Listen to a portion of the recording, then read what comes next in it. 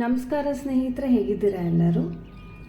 ಈ ಚಾನಲ್ನಲ್ಲಿ ಈ ಹಿಂದೆ ಇಂಟರ್ವ್ಯೂಗೆ ಸಂಬಂಧಪಟ್ಟಂಥ ವಿಡಿಯೋಗಳನ್ನ ಮಾಡಲಾಗಿತ್ತು. ಸಾಮಾನ್ಯವಾಗಿ ಇಂಟರ್ವ್ಯೂದಲ್ಲಿ ಕೇಳುವಂಥ ಪ್ರಶ್ನೆಗಳು.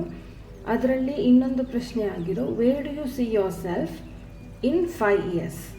ಈ ಕ್ವಶನ್ಗೆ ಹೇಗೆ ಆನ್ಸರ್ ಮಾಡ್ಬೋದು ಅಂತ ಈ ವಿಡಿಯೋದಲ್ಲಿ ನೋಡೋಣ. ಮೊದಲನೇದಾಗಿ HR ಈ ಪ್ರಶ್ನೆಯನ್ನು ಯಾಕೆ ಕೇಳ್ತಾರೆ, ಈ ಪ್ರಶ್ನೆ ಯಾಕೆ ಮುಖ್ಯ ಆಗುತ್ತೆ ಅಂತ ನೋಡೋಣ. ಮೇಲ್ನೋಟಕ್ಕೆ ತುಂಬ ಸಿಂಪಲ್ ಆಗಿ ಕಾಣೋ ಪ್ರಶ್ನೆ ಆಗಿದೆ. 5 ವರ್ಷ ಆದಮೇಲೆ ನೀವೇನು ಮಾಡ್ತಾ ಇರ್ತೀರಾ ಅಂತ ಕೇಳೋದು. ಆದರೆ ಇದು ತುಂಬ ಟ್ರಿಕ್ಕಿ ಆಗಿರೋ ಕ್ವಶನ್. ನೀವು ಸರಿಯಾಗಿ ಆನ್ಸರ್ ಮಾಡಿದರೆ ನಿಮಗೆ ಕೆಲಸ ಸಿಗೋ ಗ್ಯಾರಂಟಿ ಇರುತ್ತೆ. ಆದರೆ ತಪ್ಪಾಗಿ ಆನ್ಸರ್ ಮಾಡಿದರೆ HR ನಿಮಗೆ ಟಾಟಾ ಬಾಯ್ ಬಾಯ್ ಹೇಳ್ತಾರೆ. HR ಈ ಪ್ರಶ್ನೆಯನ್ನು ಕೇಳೋ ಉದ್ದೇಶ ಏನು?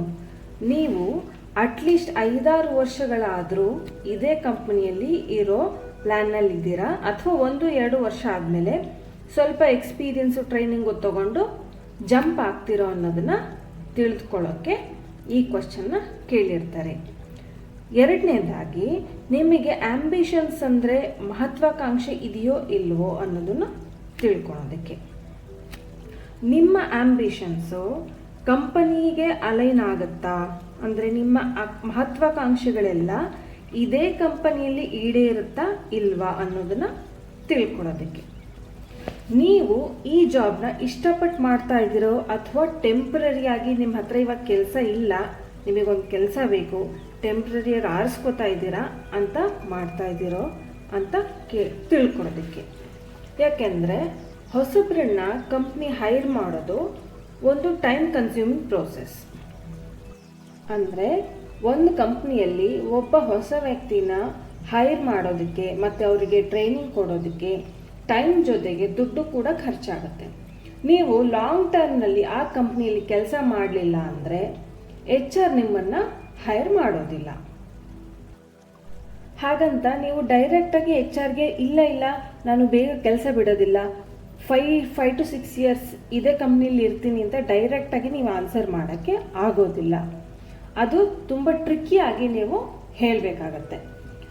ಈಗ ಕಾಮನ್ ಆಗಿ ಈ ಕ್ವಶನ್ಗೆ ಆನ್ಸರ್ ಮಾಡುವಂಥದ್ದು ಏನೇನು ಮಿಸ್ಟೇಕ್ಸ್ ಮಾಡ್ತಾರೆ ಯೂಶ್ವಲಿ ಇಂಟರ್ವ್ಯೂ ಕೊಡಬೇಕಾದ್ರೆ ಅಂದರೆ, ಫಸ್ಟ್ ಮಿಸ್ಟೇಕು ಡೈರೆಕ್ಟಾಗಿ ನನಗೆ ಗೊತ್ತಿಲ್ಲ ಅಂತ ಹೇಳಿಬಿಡೋದು, ಐ ಡೋಂಟ್ ನೋ ಅಂತ ಹೇಳಿಬಿಡೋದು. ಈ ಆನ್ಸರ್ ಹೇಳಿದರೆ ಈ ಜಾಬ್ ಬಗ್ಗೆ ಅಂದರೆ ನಿಮ್ಮ ಕರಿಯರ್ ಬಗ್ಗೆ ನೀವೇ ಸೀರಿಯಸ್ ಆಗಿ ಯೋಚನೆ ಮಾಡಿಲ್ಲ ಅನ್ನೋ ಒಪಿನಿಯನ್ ಬರುತ್ತೆ. ನೀವು ಈ ಜಾಬ್ ಬಗ್ಗೆ ಸೀರಿಯಸ್ ಆಗಿ ಯೋಚನೆನ ಮಾಡಿಲ್ಲ, ನಿಮ್ಮ ಕರಿಯರ್ ಬಗ್ಗೆನೂ ತುಂಬ ಸೀರಿಯಸ್ ಆಗಿ ನೀವು ಯೋಚನೆ ಮಾಡಿಲ್ಲ, ಸುಮ್ಮನೆ ಒಂದು ಇಂಟರ್ವ್ಯೂ ಅಟೆಂಡ್ ಮಾಡೋಕ್ಕೆ ಬಂದಿದ್ದೀರಾ ಅನ್ನೋ ಒಪಿನಿಯನ್ನು HRಗೆ ಬರುತ್ತೆ. ಎರಡನೇ ಮಿಸ್ಟೇಕ್ ಏನು ಮಾಡ್ತಾರೆ ಅಂದರೆ, ತುಂಬ ಅನ್ರಿಯಲಿಸ್ಟಿಕ್ ಗೋಲ್ಗಳನ್ನು ಹೇಳಿಬಿಡ್ತಾರೆ. ಕೆಲವರು 5 ವರ್ಷ ಆದಮೇಲೆ ನಾನು ನಿಮ್ಮ ಪ್ಲೇಸಲ್ಲಿ ಇರ್ತೀನಿ, ಅಥವಾ 5 ವರ್ಷ ಆಗೋಷ್ಟೊತ್ತಿಗೆ ನಾನು CEO ಆಗಿಬಿಡ್ತೀನಿ, ಹೀಗೆ ಏನೋ ಒಂಥರ ಅನ್ರಿಯಲಿಸ್ಟಿಕ್ ಆಗಿರುತ್ತೆ. ಆ ಗೋಲ್ನ ನಿಮಗೆ ಅಚೀವ್ ಮಾಡೋಕ್ಕೆ ಬರುತ್ತೋ ಇಲ್ವೋ ಅನ್ನೋ ಐಡಿಯಾ ನಿಮಗೆ ಇರೋದಿಲ್ಲ. ಆದರೆ ನೀವು ಏನೋ ಒಂದು ಹೇಳಿಬಿಡ್ತೀರ, ಅಂದರೆ ಸ್ಟೆಪ್ ಬೈ ಸ್ಟೆಪ್ ಹೇಗೆ ಪ್ರಮೋಷನ್ ಆಗುತ್ತೆ ಅಂತ ನಿಮಗೆ ಗೊತ್ತಿರೋದಿಲ್ಲ. ಆದರೂ ನೀವು ಏನೋ ಒಂದು ಆನ್ಸರ್ ಹೇಳಿಬಿಡ್ತೀರ. ನಿಮಗೆ ಅಕಸ್ಮಾತ್ ಕಂಪನಿಯಲ್ಲಿ ಹೈರಾರ್ಕಿ ಹೇಗಿದೆ ಅನ್ನೋದು ಗೊತ್ತಿದ್ದು ಈ ಪ್ರಶ್ನೆಗೆ ಉತ್ತರ ಕೊಟ್ಟರೆ ಅದು ಬೇರೆ ಪ್ರಶ್ನೆ. ಅದನ್ನು ಉತ್ತರ ಕೊಡೋದಕ್ಕೆ ಒಂದು ರೀತಿ ಇದೆ, ಅಂದರೆ ಸರಿಯಾದ ರೀತಿಯಲ್ಲಿ ಉತ್ತರ ಕೊಡಬೇಕಾಗತ್ತೆ. ಅದನ್ನು ಮುಂದಿನ ಭಾಗದಲ್ಲಿ ನೋಡೋಣ. ಆಮೇಲೆ ಇನ್ನೊಂದು ಮಿಸ್ಟೇಕ್ ಅಂದರೆ ಸ್ಯಾಲರಿ ಬಗ್ಗೆ ತುಂಬ ಸ್ಪೆಸಿಫಿಕ್ ಆಗಿ ಮಾತಾಡೋದು. ಅಂದರೆ 5 ವರ್ಷ ಆದಮೇಲೆ ನಾನು ಇಷ್ಟು ಸ್ಯಾಲ್ರಿ ತಗೋತಾ ಇರ್ತೀನಿ, ನಾನು ಇಷ್ಟು ದುಡಿತೀನಿ ಅಂತ ಒಂದು ಸ್ಪೆಸಿಫಿಕ್ ನಂಬರ್ ಹೇಳಿಬಿಟ್ರೆ ನೀವು ಬರೀ ದುಡ್ಡಿನ ಬಗ್ಗೆ ಯೋಚನೆ ಮಾಡ್ತಾ ಇದ್ದೀರಾ ಅನ್ನೋ ಒಪಿನಿಯನ್ ಬರುತ್ತೆ.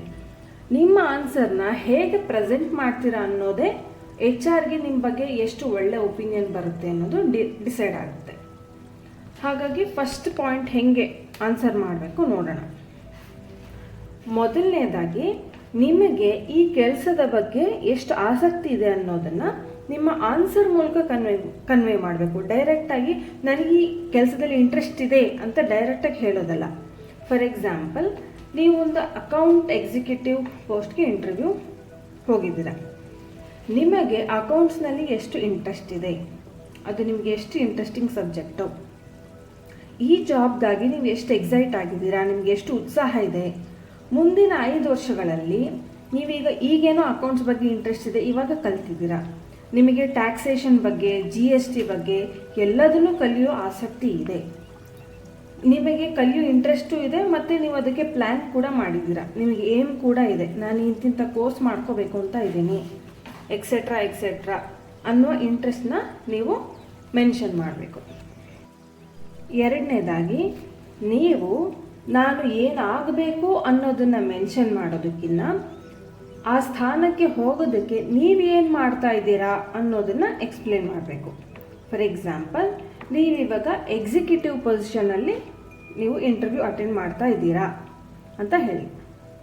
ನೀವು ಮೊದಲ 2 ವರ್ಷ ನಾನು ಈ ಕೆಲಸನ ಚೆನ್ನಾಗಿ ಅರ್ಥ ಮಾಡ್ಕೊಳ್ತೀನಿ, ಅಂದರೆ I will understand this position better in 2 years ಅಂತ ಹೇಳ್ಬೋದು. ಅದಾದಮೇಲೆ ನಾನು ಯಾವ ಕ್ವಾಲಿಟೀಸ್ನ ಡೆವಲಪ್ ಮಾಡ್ಕೊತೀನಿ, ನಾನು ಲೀಡರ್ಶಿಪ್ ಸ್ಕಿಲ್ಸ್ನ ಡೆವಲಪ್ ಮಾಡ್ಕೊತೀನಿ, ಕಮ್ಯುನಿಕೇಷನ್ ಸ್ಕಿಲ್ಸ್ನ ಡೆವಲಪ್ ಮಾಡ್ಕೊತೀನಿ, ಹೀಗೆ ಒಂದು ಟೀಮನ್ನು ಲೀಡ್ ಮಾಡುವಂಥ ಸ್ಕಿಲ್ಸ್ ಏನಿರುತ್ತೆ ಅದನ್ನು ನಾನು ಡೆವಲಪ್ ಮಾಡ್ಕೋಬೇಕು ಅಂತ ಇದ್ದೀನಿ, ಇದೇ ಫೀಲ್ಡಿಗೆ ಸಂಬಂಧಪಟ್ಟಂಥ ಕೆಲವೊಂದು ಕೋರ್ಸ್ ಮಾಡ್ಕೋಬೇಕು ಅಂತ ಇದ್ದೀನಿ ಅನ್ನೋದನ್ನು ಮೆನ್ಷನ್ ಮಾಡ್ಬೋದು. ಅಂದರೆ ನೀವು ಇಂಡೈರೆಕ್ಟಾಗಿ ನಾನು ಮ್ಯಾನೇಜರ್ ಪೋಸ್ಟ್ಗೆ, ಅಂದರೆ 2-3 ವರ್ಷಗಳ ನಂತರ ನಾನು ಮ್ಯಾನೇಜರ್ ಆಗಲಿಕ್ಕೆ ಬೇಕಾಗುವಂಥ ಕ್ವಾಲಿಟೀಸ್ನ ಡೆವಲಪ್ ಮಾಡ್ಕೊತೀನಿ ಅಂತ ಇಂಡೈರೆಕ್ಟಾಗಿ ಹೇಳ್ತಾ ಇದ್ದೀರಾ. ನೀವೇನು ಗಮನಿಸಬೇಕು ಅಂದರೆ, ನಾನು ಡೈರೆಕ್ಟಾಗಿ ನಾನು ಮ್ಯಾನೇಜರ್ ಆಗ್ತೀನಿ 5 ವರ್ಷದಲ್ಲಿ ಅಂತ ಡೈರೆಕ್ಟಾಗಿ ಮೆನ್ಷನ್ ಮಾಡಲಿಲ್ಲ. ಬದಲಾಗಿ ನಾನು ಕಮ್ಯುನಿಕೇಷನ್ ಇಂಪ್ರೂವ್ ಮಾಡ್ಕೊತೀನಿ, ಲೀಡರ್ಶಿಪ್ ಸ್ಕಿಲ್ಸ್ನ ಇಂಪ್ರೂವ್ ಮಾಡ್ಕೊತೀನಿ ಅನ್ನೋ ಉತ್ತರನ ಕೊಟ್ಟೆ. ಹಾಗಾಗಿ ಇದು ಒಂದು ಲಾಂಗ್ ಟರ್ಮ್ ಪ್ಲ್ಯಾನ್ ಅಂತ ಗೊತ್ತಾಗುತ್ತೆ.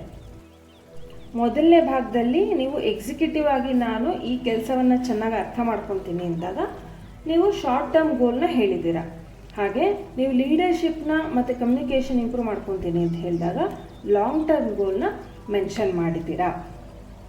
ಮತ್ತು ಕೊನೆಯದಾಗಿ, ಕಂಪನಿಯ ಎಕ್ಸ್ಪೆಕ್ಟೇಷನ್ ಏನಿರ್ಬೋದು ಅನ್ನೋದನ್ನು ನೀವು ಸ್ವಲ್ಪ ರಿಸರ್ಚ್ ಮಾಡ್ಕೊಂಡು ಹೋಗಿ. ಅಂದರೆ ನೀವು ಯಾವುದಾದ್ರೂ ಕಂಪ್ನಿಗೆ ಮೊದಲೇ ಇಂಟರ್ವ್ಯೂಗೆ ಹೋಗ್ತಾ ಇದ್ದಾಗ ಅಲ್ಲಿ ಪರಿಚಯ ಇರೋರು ನಿಮಗೆ ಯಾರು ಇದ್ದರೆ ಗೊತ್ತಿದ್ದರೆ, ಕಂಪನಿ ಒಬ್ಬ ಎಂಪ್ಲಾಯಿಂದ ಏನೇನು ಎಕ್ಸ್ಪೆಕ್ಟ್ ಮಾಡುತ್ತೆ ಅನ್ನೋದನ್ನು ಮೊದಲೇ ನೀವು ಸ್ವಲ್ಪ ರಿಸರ್ಚ್ ಮಾಡಿಕೊಂಡು ಅದೇ ರೀತಿ ಆನ್ಸರ್ನ ಕೊಡ್ಬೋದು.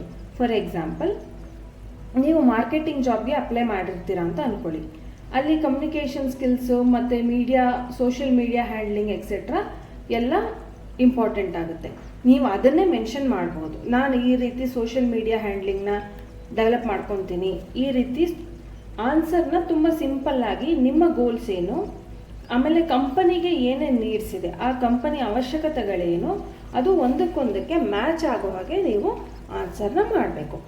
ಮತ್ತು ತುಂಬ ಮುಖ್ಯವಾಗಿ ನಿಮ್ಮ ಗುರಿ ಮತ್ತು ಉತ್ತರಗಳು ಸಹಜವಾಗಿರಬೇಕು. ಅನ್ರಿಯಲಿಸ್ಟಿಕ್ ಆಗಿ ಆನ್ಸರ್ನ ಕೊಡಬಾರ್ದು. ಸಾಧ್ಯವಾದಷ್ಟು ಆನೆಸ್ಟ್ ಆಗಿ ಆನ್ಸರ್ ಮಾಡಬೇಕು. ಸೊ ನೀವು ಇವಾಗಲೇ ಇಂಟರ್ವ್ಯೂಗೆ ತಯಾರಿ ನಡೆಸಿದರೆ all the best for your interview. ಇಷ್ಟೊತ್ತು ನನ್ನ ಮಾತನ್ನ ಪೇಷನ್ಸ್ನ ಕೇಳಿಸ್ಕೊಂಡಿದ್ದಕ್ಕೆ ಥ್ಯಾಂಕ್ ಯು ಸೋ ಮಚ್.